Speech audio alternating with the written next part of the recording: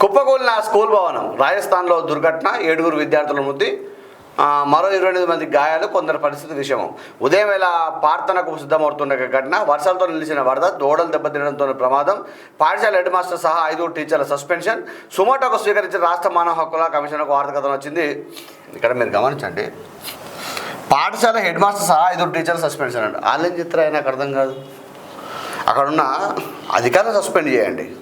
ఇక్కడ స్కూల్ రోజు చూస్తూ ఉన్నారు, ఇది వర్షం తడుస్తుంది కూలుతా అని తెలుసు.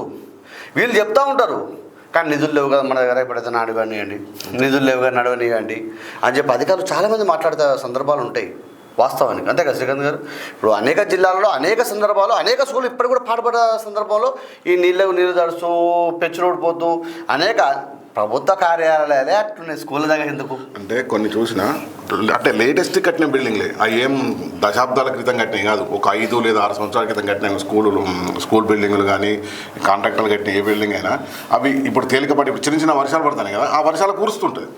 వాళ్ళంతా కూడా కేసీఆర్ గారిని ఆదర్శంగా తీసుకున్నారు. వాళ్ళు కాళేశ్వరం ప్రాజెక్ట్ని ఆదర్శంగా తీసుకున్నారు. అంత పెద్ద 1,00,000 కోట్ల ప్రాజెక్టే ఇట్లా అయినప్పుడు స్కూల్ బిల్డింగ్ ఎవరు అడుగుతారు శ్రీకాంత్ గారు? చిన్న పిల్లలు వాళ్ళు ఎందుకు అడుగుతారు? వాళ్ళ పిల్లలు అక్కడ చదవరు. నేను ఏమంటున్నానంటే అధికార నిర్లక్ష్యం ఇక్కడ కొట్టచ్చినట్టు కనబడుతూ ఉంటుంది. ఇక్కడ మీరు గమనించిన మిత్రమా, ఎందుకోసం ఈ మాట మాట్లాడుతూ ఉన్నా అంటే అధికారులు సక్రమంగా పనిచేస్తే 5 సంవత్సరాలకు ఎందుకు కూలుతుంది? 5 సంవత్సరాలకు ఎందుకు పగులు తెలుస్తుంది? ఆ భూమి యొక్క దాన్ని ఏమంటారు టెస్టింగ్ ఉంటుంది. ఆ భూమిలో ఎంతవరకు తోడాలి, ఏ విధంగా చేయాలని ఒక ఆలోచన ఉండాలని ఉండదా? అంతే కదా. మాట పిల్లర్స్ వేయాలా, గోడతో నిర్మాణం జరుగుతుందా? వీళ్ళని కట్టి అసలు నాకు తెలిసి ఇప్పుడున్న ఈ కాంట్రాక్టర్లని ఈ యొక్క బ్యారేజీలు కట్టిస్తే మాత్రం అద్భుతంగా ఎన్ని ఊర్లు కొట్టుకుపోయాడు. 3వ ప్రపంచ యుద్ధం ప్రళయం వచ్చేది కావచ్చు. ఇప్పుడున్న కాంట్రాక్టర్లతో ఇప్పుడున్న ఇంజనీర్లతో అంటే కొంతమంది ఇంజనీర్లతో కడితేనే కదా మన కాళేశ్వరం అట్లయింది. అదే అట్లా ఉంటుంది కదా. ఇప్పుడు వాస్తవానికి ఒక ఏఈడి అంటే ఆ కన్స్ట్రక్షన్ డిపార్ట్మెంట్కి ఎవరైతే చూసుకుంటారో వాళ్ళకు ఫోన్ చేయడం జరిగింది. సార్ ఏం సార్ ఇది 5 సంవత్సరాల క్రితం ఇట్లా కట్టింది కదా, ఇది ఎందుకు కూరుస్తున్నది అని ఫోన్ చేయడం జరిగింది. వాళ్ళు ఏమంటారంటే సార్ సాయిల్ కరెక్ట్ లేదు, సాయిల్ కరెక్ట్ లేకపోతే అక్కడ ఎందుకు శాంక్షన్ చేసిండు? ఫస్ట్ అక్కడ సాయిల్ బాగలేదు, వేరే కాడ కన్స్ట్రక్షన్ చేయండి, ఇక్కడ చేయకండి అని ఎందుకు ఆబ్జెక్షన్ పెట్టలేదు?